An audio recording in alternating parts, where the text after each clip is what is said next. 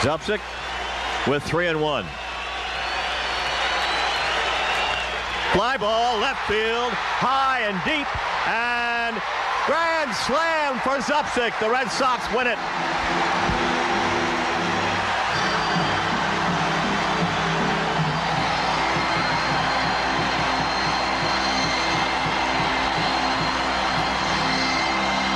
Rookie Bob Zupcic hits his first home run and makes it count. What's up, guys? We're joined here today by four-year big leaguer Bob Zupcic. Bob spent 3 years with the Red Sox, one with the White Sox, and most famous for the 2 grand slams in his rookie season. I believe he's one of only 3 Red Sox to do that, as well as what I would consider, and I think Bob Ryan would back me up here, the best catch ever in center field at Fenway.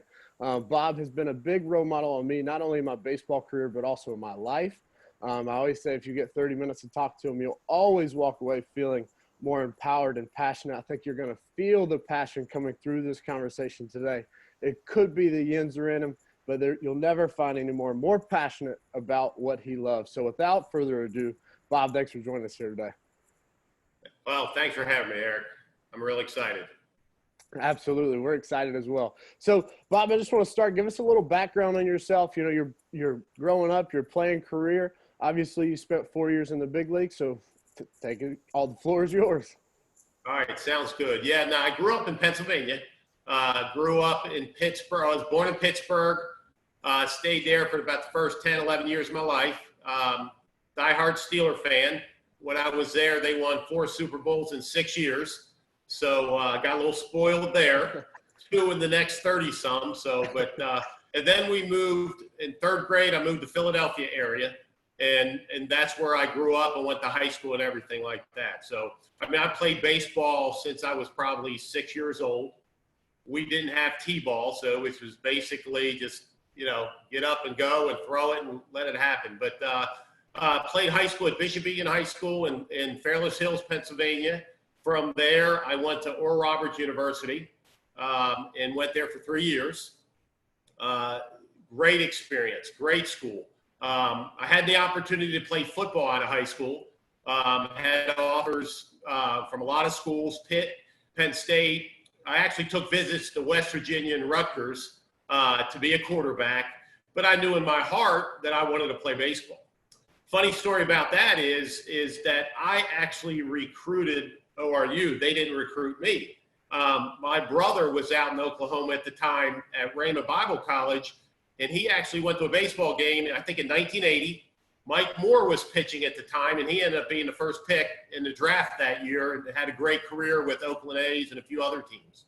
So believe it or not, my dad called the coach out of the blue and said, basically, he said, "You need my son." So that kind of, I don't know how many phone calls you get like that.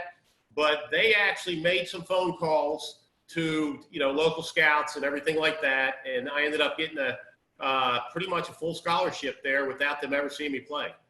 That's unreal. I wish every one of our high school kids right now that's freaking out about recruiting would hear that story and understand that, it's going to work out. It'll all happen. It'll all work out. And that's awesome. You never hear a story about, you recruiting the school and your pops picking up the phone. It's such a unique story. I'm so glad you shared that. Big quarterback, big time quarterback. How much did that play a factor in your development growing up?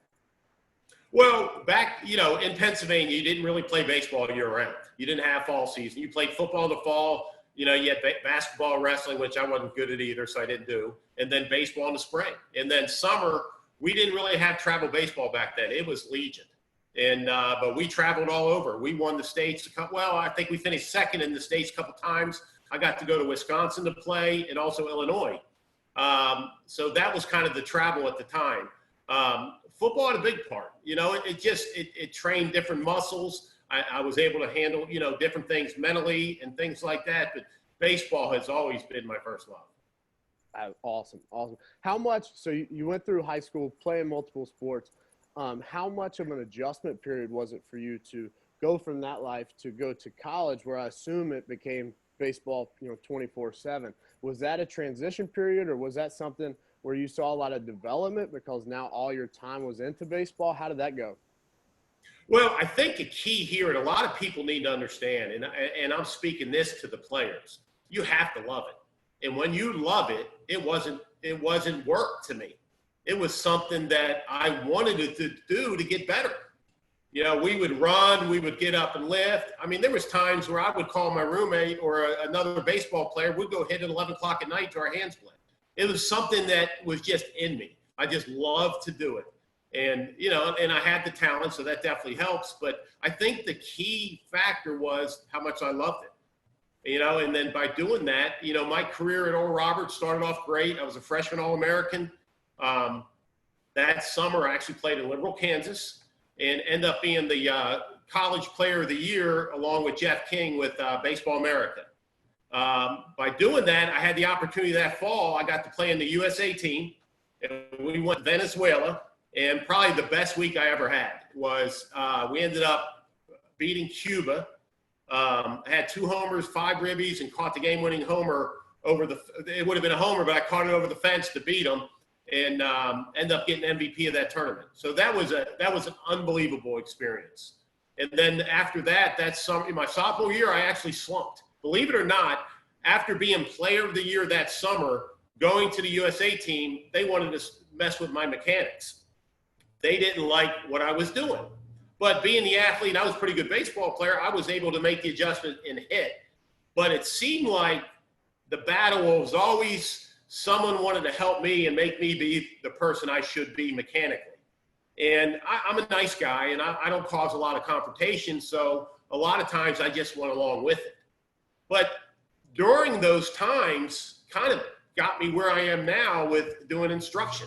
I love the baseball swing. I love trying to figure out and getting better. And, you know, by doing that, made some adjustments. Well, actually, my sophomore year was basically a disaster. I struggled. I actually played on the USA team again, and we traveled to Paris, Amsterdam, all over. It was unbelievable, and I struggled that whole time. And, you know, working on different things, trying to make other people happy. So that's another thing I definitely like to let everyone know, is that you have to take ownership of what you're doing. You know, you need to know what you're being taught, how it's applied, and does it work for you? And then, you know, very respectfully, let people know, hey, why are we doing this? And got things figured out, ended up being a first-round draft pick in 1987. It was actually a supplemental first-round pick, 32nd pick. And funny thing is, back then, I knew I was going to get drafted pretty high. The Pirates flew me in the day before the draft, got to work out at Three Rivers Stadium in front of Chuck Tanner, and they had the second pick in the draft. I kind of felt like I wasn't going to be there, so I was thinking maybe second round. Never even talked to the Red Sox. That's how crazy. Never talked to them. So I ended up leaving, packing everything up after my junior year. I asked my father-in-law now if I can marry his daughter. So we're on our way home, stopped at Grandfather Mountain in North Carolina. I bought a $1 ring and asked her to marry me, thinking, you know, hey, I'm going to get drafted. I'm going to have some money here in a couple weeks. Well, we ended up getting home back to Pennsylvania with my family, you know, celebrating the engagement and everything like that. Well, it's 3 days after the draft, and I still haven't heard anything. I'm like, what the heck's going on? I just packed everything up. I left school, just got engaged, and no one wants me. So what happened was I come home from church one night on the voicemail, you know, or the answer machine, not even voicemail. Danny Doyle says, hey, this is Boston Red Sox. We picked you. I didn't even know what round I got drafted in. I didn't know, you know, I hung up the phone, ran upstairs, woke up my dad, and make a funny story is that I didn't even have an agent. You know, I was thinking I was the second round pick. I didn't know about supplementals and everything like that. I'm thinking, okay, if I can get 70 grand, I'll sign. Yeah, that's kind of the number at the time. Yeah. Ken Griffey was the number 1 pick then and signed for 150. That pick right now is like $8 million. Yeah, a little different. So, yeah, I didn't think I was too far behind, so they called, offered me 75 grand, and off I went. That's awesome. What a great story. So if you're keeping notes at home so far, we've got Division I offers in multiple sports. We've got an All-American. We've got Team USA twice, and now we've got a first-round draft pick. So this is something that everybody dreams of, right? And so you've lived the life up to this point. Now you get into professional baseball, and I just want to talk a little bit, about what were your philosophies in professional baseball when you entered, and what resources were available to you to develop as a hitter. You talked about being on Team USA and them adjusting mechanically, and you being a good enough athlete to have a self-understanding and a self-awareness of what makes you good. And I think that's one of the most vital parts of the swing is understanding yourself, understanding what makes you good. So if you could, take us through your process of those early years in pro ball and fighting through the minor leagues. What were your processes like, and what resources were available to you? Well, the processes were is that the Red Sox back then, there was no player development. It was basically throw everybody out there, and hopefully we get a Jim Rice, Carter Yastrzemski, Ted Williams, and a Mike Greenwell, and have 4 outfielders in left field in 45 years. So it was pretty much, hey, you go out there, you go play your, 140 games a year, and let's see how the cream rises to the top. So there wasn't anybody that says, all right, this is what we're going to work on. We're going to stay inside the baseball. We're going to look to pull the ball and things like that. So basically we were on our own to try to figure out what was going on. And the first time that I can honestly say in pro ball, I was struggling making the adjustment from, metal to wood. We didn't use wood that much back, in college. You didn't have wood league like you do. You might have had the cape back then. So I'm watching the Saturday game of the week, and I'm watching Dave Winfield at the plate and just how he used to wiggle his bat. So I was like, wait a minute, that looks good. So I took that and went to the field the next day and asked if the pitchers, who were throwing their bullpens, if I could stand in to work on my timing. Yeah. So, of course, I wasn't right near the plate. So here I am doing this little waggle with my bat. So that was the first time that I really felt any rhythm, So it was like, okay, you just can't be a log up there. There's got to be some kind of rhythm.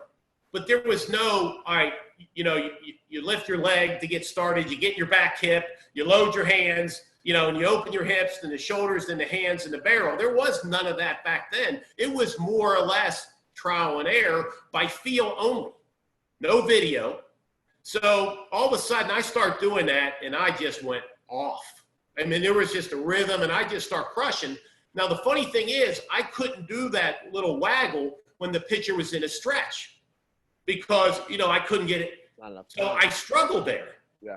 And I absolutely just crushed lefties because I was able to do that waggle a little later because I knew the curveball was breaking into me and the changeup and everything like that. So that ended up being, had a great year. Then the next year I went to Lynchburg, ended up hitting like 297, I think 13 homers, 97 ribbies. But then again, I changed my mechanics again because now you're starting to face a little better pitching and I'm having more guys, on base during the stretch. I couldn't do the little waggle. So then I go and no understanding how the body works, no understanding of how to get started. So what I did was I went back to just being real stiff and I just looked in. Anything in, I was crushing. So if they threw it away, I was basically out. But if they threw a fastball in, a curveball, and a changeup in, I just crushed. But then, and that ended up being a pretty good year. Then 2 years in Double-A, I hit 213 and 216. Absolutely lost the feel for hitting. You'd say some of my resources, you know what my resources were? Whenever we were traveling, everyone else was going out to eat or sleeping in. I was going to the local bookstore trying to find a hitting book, trying to figure out what was going on. And, of course, you had Ted Williams' book, and I had the opportunity to work with Ted Williams and Carter Yastrzemski in spring training. And everything they said probably is what we're teaching now, but it didn't click. Right. They didn't say it in a way to where I could, on purpose, become a better hitter. Right, and that's where the beauty of coaching lies, is how do you get the individual to understand what you're saying. It doesn't matter what we know as coaches, it's how the individual, how the player hears it. Was there any video back then? Was there any video available to you? No video availability until I got to the big league. So funny story is this, in Double-A, I played with Bagwell and move on. Yeah. And we would used to say, hey, watch my swing this time and tell me if my hands went back. We at least knew that your hands should go back. Right. Before, and you can't tell with the naked eye. And, I think they just told me what I wanted to hear. And it wasn't really until actually because I was a first-round draft pick, I got promoted after hitting 213 to 216 to AAA. And, that's just doesn't normally happen. But when they have some money invested into you, you get the benefit of the doubt for a long time. So here we are in 1991. It's July. I'm hitting 167. Tyler was just born in May. Just spent my last $1,000 on the deductible for him being born. So I'm out of my bonus money because we had to live on that in the minor leagues. Yeah. So I'm hitting 167. We're in Columbus, Ohio. And I'm honestly thinking, all right, what am I going to do? I guess I'll go work for my dad. My career is over. And it's kind of funny because what I'm getting ready to tell you now is what my ministry is going to be about, with Tyler and the family coming up. So here's this, I was the chapel leader of the team. So I met with the chapel, the head chapel guy in Columbus, Ohio, and he gave me this book on how to apply scripture to sports. It was by Wes Neal. And so I love to read. I love to learn. There's number one, it's the Bible. Number two, it's hitting. So I love to dig in and learn. So I just start digesting that book. And the thing, what happened was, and this is another thing, and whether you trust the Lord for helping you or, mentally you just want to relax, you cannot play this game. You cannot live life anxious, stressful inside. Now, I truly believe you do everything you can on the outside and work as hard as you can, but you got to rest on the inside. Yeah. And there was a revelation at that time that I was figuring, I'm trying to play the game of baseball for my parents, my in-laws, my high school, my college, and that's just too much pressure. Yeah. So finally, I just relaxed and said, Lord, if you gave me this ability to play, I'm going to do it. Well, all of a sudden, guess what happened? I start hitting. I go from 167 up to 240, 18 homers, 70 ribbies. Now, don't misinterpret me. I was at the field every day hitting. I was working on my swing and doing things, but there was a peace inside that I never had before. I saw the ball better than I ever saw it. I didn't care if I got an out. And, and I was able to bring that to the big leagues. And to be honest with you, I maximized that for 3.5 years. I think mechanically, I was a 3.5, 4-year big league player. I didn't, the resources were there, but it wasn't like what we have now. If I knew then what I know now, I think I could have played a lot longer. What an unbelievable nugget there. That is just the calmness of it. And it's a great point. Like, the first thing we do when we struggle is look for why. What mechanical issue do I have? And sometimes it's just the fact that you're on, thin ice up there. Like, you're worried about getting out. And just an unbelievable message to the young guys listening is sometimes it's just calming down. And that calming down doesn't mean be lazy and not swing. That's still work hard, but have a calmness that, you're confident. The best thing I was ever told in college from the mental side was your confidence comes from your preparation, right? Whether it's a test, whether it's an AB, if you feel prepared and if you feel like you've put the work in, you're going to be confident for that. So awesome piece there. One question I always like to ask, what was the call to the big leagues like? Do you have a cool moment there? Oh, yeah. All right. So we're actually back – funny story. We're back in Columbus where it all started. We're in the playoffs. We're down 2-0, and I'm swinging the bat. I'm feeling it. Everything's just going right. So I get Butch Hobson, who was my manager at AAA at the time, comes to my room about 12:30, 1 o'clock and says, hey, you're getting a call to the big leagues tomorrow, and you're starting against Randy Johnson. So here I think as soon as I heard that, I called the family and everything like that. I don't even think I slept. So I get the red eye in the morning from Columbus to Pawtucket, Rhode Island. Becky picks me up. And Tyler at that point was 3 months old, and Tyler cried a lot. He still does. So, yeah, I know. Yeah. But we actually did get it figured out. But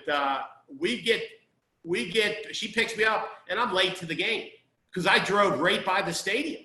You know, unless you've been to Fenway before, you can ride by the stadium. It's just, it's part of the landscape. So we get there in the second inning. Wade Boggs' wife takes my wife, gets her settled. I get my uniform and everything like that. The shirt doesn't fit. They got me number 16. And I was supposed to play for Mike Greenwell because he was lefty.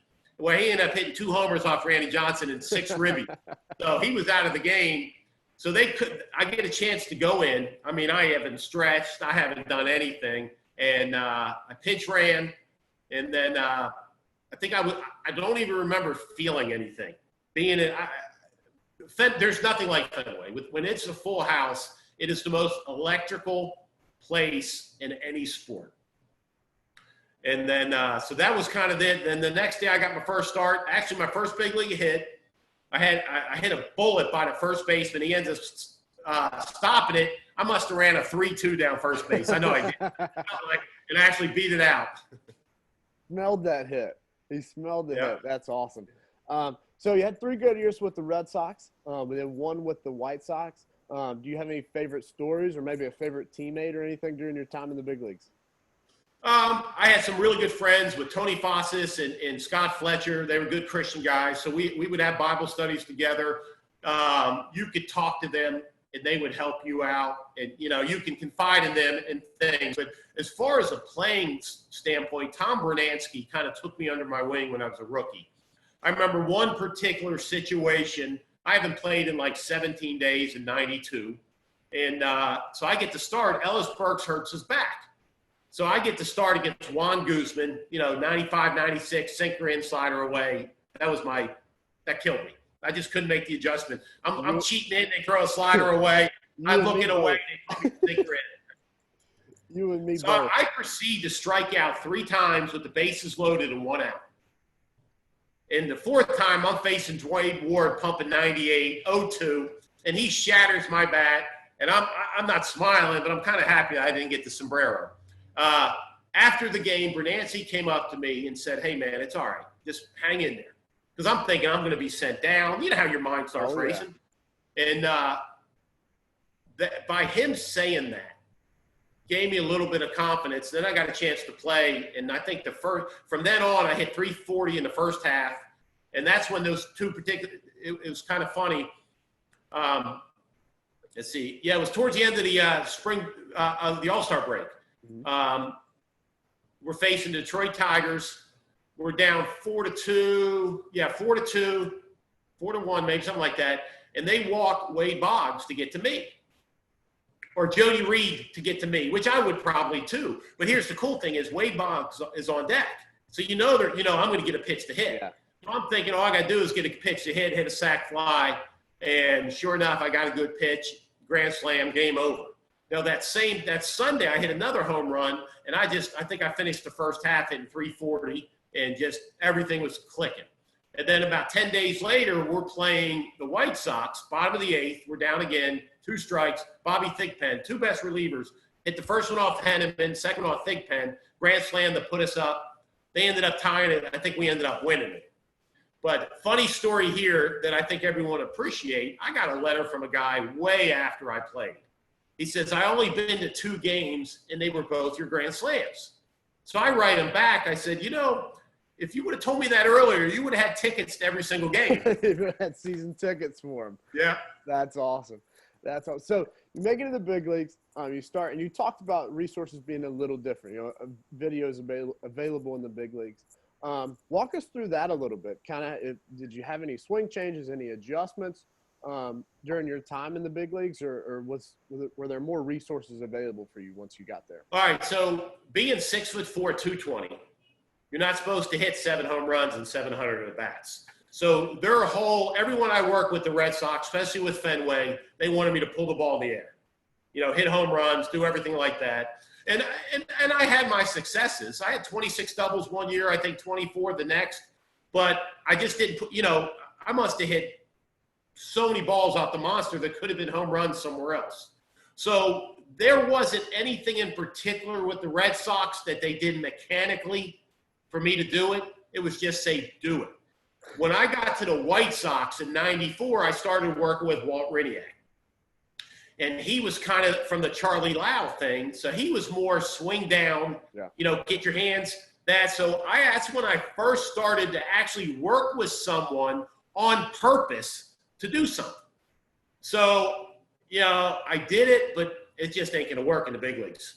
Yeah. I had when you start seeing sinkers and sliders and your bat path is here to here, you got one pitch to hit. And I don't necessarily think that the Charlie Laus and the Riniacs were thinking just down. I think you said it best. We start down, then we work our way back up. Right. And I think when you hear a lot of big leaguers, that's the first feel they feel is their hands coming down, to get slotted and then to work their way up. I still think that's kind of the philosophy of what Lau and what they were doing. But there's just, like anything else, one person misunderstands it and start teaching it. So when I got done playing and I started coaching Tyler, it was swing down. It was hands inside the ball, up the middle. And all we work on is hitting a high fastball. Well, when you're 8, 9, 10, 11 years old, you're going to get a lot of belt high fastballs where you can hit it. So basically, I think from when Tyler was pretty much his whole life, we were teaching down through the ball. That's just, I read Mike Schmidt's book in the end of the 90s. That was one of the first books I really read. Kirby Puckett had a book that was really good. Wade Boggs came out with a book that was really good. But one of the things that really stuck out to me when I was playing that really I started noticing was that every great hitter, hands were loading when the ball was in the air. There was no preset, get back and go. And see, my hands were dead.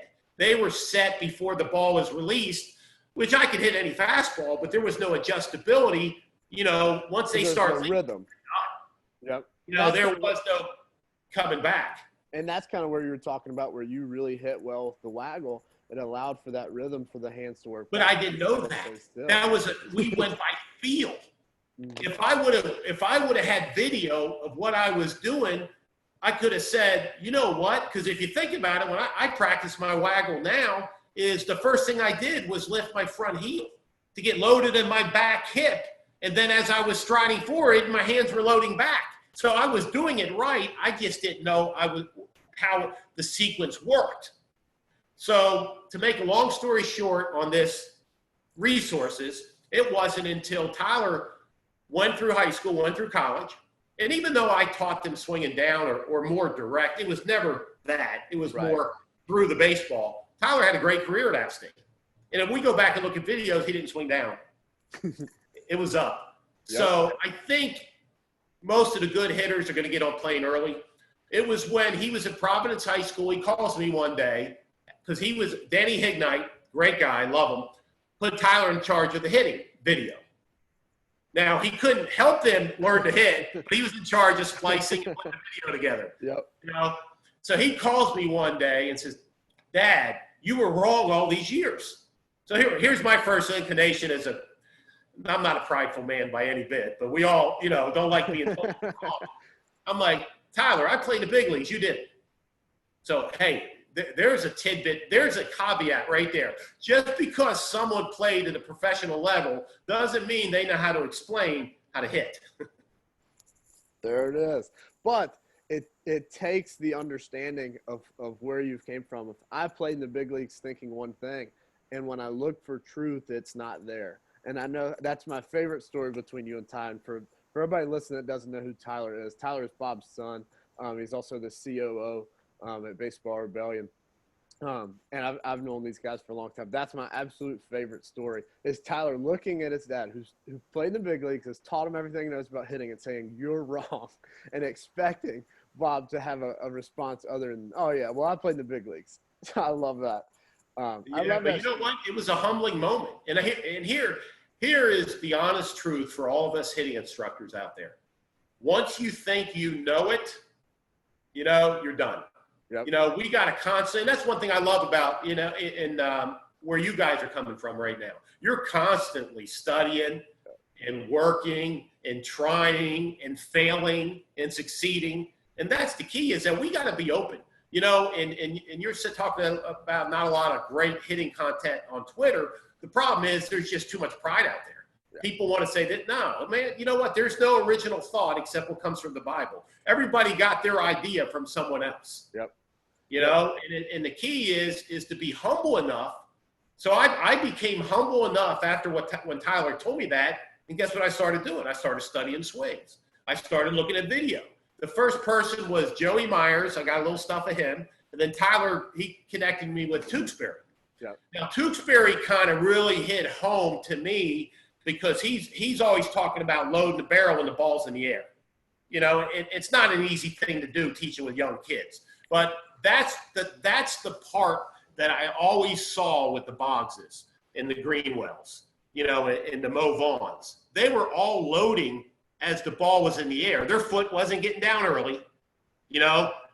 And by doing that, the sequence, which, you know, I think everyone can agree on that it's hips, shoulders, hands, barrel for the most part in the sequence, that's what it was creating. And then everything that I was studying, I could go back to my playing career now. Now, this is where I think being in the big leagues and playing does help me now. Because what I understand about the swing, I now know what I felt and didn't feel when I played. Yeah. And that's the key. So then I start digging in, and then, you know, finally, my first introduction to Baseball Rebellion, I didn't like what I saw at first. You and me both. Yeah. Well, I've since learned a lot of the drills you do, you overcompensate to try to break some things. I just thought it was swing up too much, but you know. And to give Chaz and JK and all the Baseball Rebellion originals credit is just like you said, we're always learning, and everybody's wrong and everybody's right. Like, so there's been things, and I've seen a video of Chaz put up, and he said, "I'm wrong. This is the article, or this is the video. This is why I'm wrong, and here's what we've learned now." And so I think that's the biggest thing to kind of move forward in baseball development is be okay with admitting that you're wrong, but also try to prove yourself wrong, right? And not in a doubt sense, but if you say something and you think it makes sense and you think it's for sure, if there's one instance that can break it, then we can't say it as a fact. We can't say it as a constant. So Chaz was in your face for a long time, and he'll tell you, like, he was very, very abrasive on Twitter. And just like you were like, I don't know about this. It's a little exaggerated. I was as well, and I'm sure many other people out there are. But what he's done an unbelievable job is adapting and learning. And there's not a time where me or Garrett or Ty's came to him and said, hey, look, I think this is happening and this is what we're teaching, that he hasn't dove in and looked at it. You know, there's nothing that he's bullish about, and he's constantly learning. And that's something I really appreciate by working for him. I'm just plugging my work. But to go back to your swing revelation, I don't know if you know this, but you and Ty actually started my studying of the swing. So Ty got there my junior year, and I had hit 160 as a freshman and 250 as a sophomore, and I had never hit. I mean, you coached me through growing up, and you saw me in high school. I was never a hitter. I was a catcher, and so finally I looked up and I was like, I am tired of hitting bad. Like, there's got to be something more here.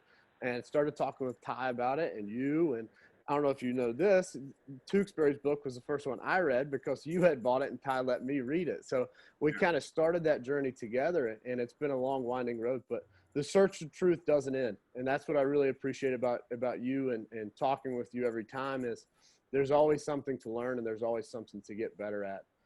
So I love the fact that you talked about that. One last question I have for you. What do you know now that you wish you knew then? Well, I think on purpose, you can make a hitter better. I truly believe as hitting instructors, if we have some talent to work with, that we can get into college baseball.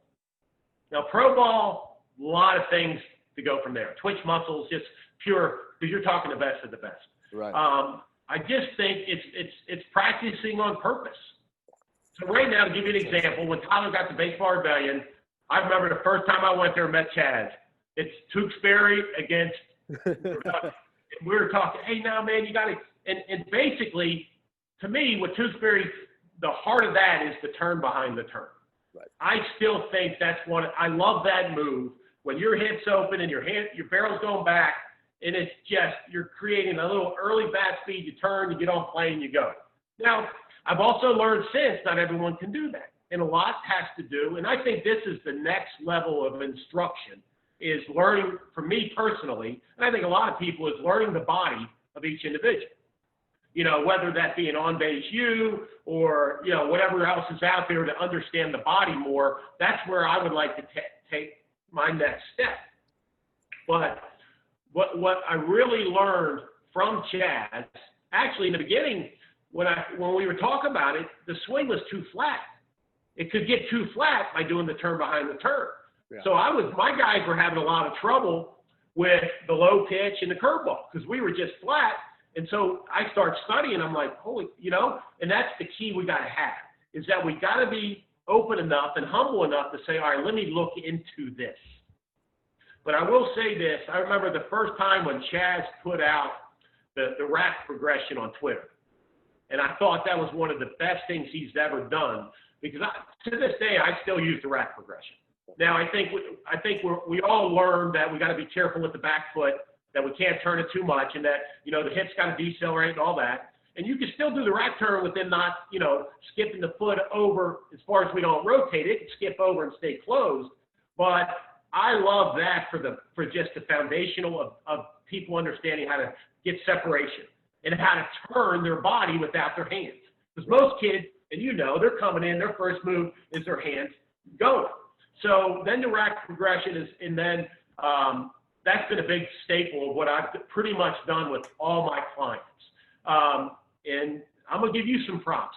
You've been on fire since this pandemic has started. I don't know if you got nothing else to do. I know you golf a lot. But some of the stuff you've come out, it was actually you and Tyler got me on the back foot, yeah. You know, and decelerating of the hips. And it makes perfect sense when you look at, you don't see many big league hitters that turn their back foot all the way at contact. Right. Now, it may turn after contact, but at contact, their hips is decelerated, so their barrel can get through the zone and, you know, and be on plane longer. And you said something the other day, it was your drill, the tee out front.